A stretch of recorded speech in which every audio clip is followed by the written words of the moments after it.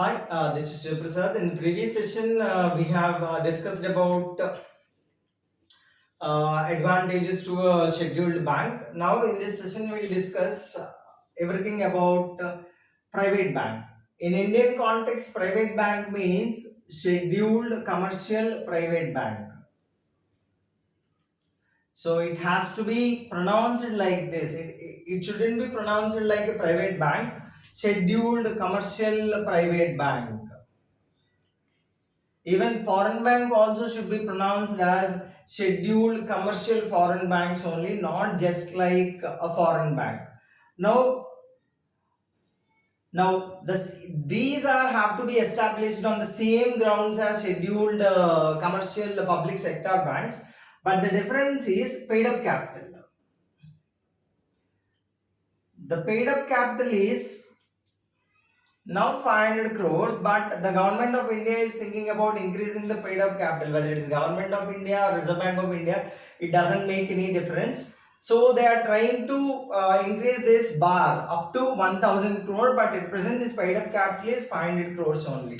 Now the common thing between a scheduled commercial private sector bank and scheduled commercial public sector bank is both are supposed to follow Reserve Bank of India Act 1934 and Banking Regulation Act 1949. As I explained you in previous session, whatever this year is there, it keeps on, it will be there, but additions will be there to this one, amendments will be there to this one, and Companies Act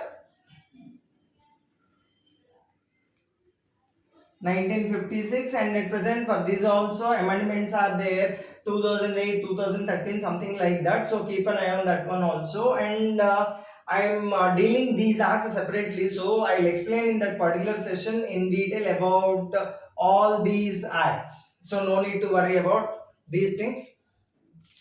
So if we are dealing with a scheduled commercial private sector bank, the initial paid up capital should be 500 crores, and keep one thing in mind, the government is thinking about raising the bar up to 1000 crore, and it has to follow whatever the private bank is there, it has to follow Reserve Bank of India Act 1934, Banking Regulation Act 1949 and Companies Act 1956. Now apart from this, whatever the cash reserve ratio is there, it is same as that of scheduled commercial public sector banks, and statutory liquidity ratio is also same. And whenever the priority sector lending targets are there, they are also same for these banks. So there is no much difference in establishment of these banks. And when it comes to types of private banks in India, there are two types of private banks: old private banks and new private banks. Old private bank means which are there, which are established before 1968. The year 1968 is taken because in 1969 we have first nationalization of banks. In 1969, some private banks were nationalized. So whatever the private banks were there were established before 1968. They were old private banks, and the banks which were established after 1968 are called new private banks. So at present there are 14 old private banks and 8 new private banks. So in total you have 22 private banks. That is not an issue in our examination point of view. The basic thing is this one. This is the core area we have to focus: scheduled commercial private banks structure.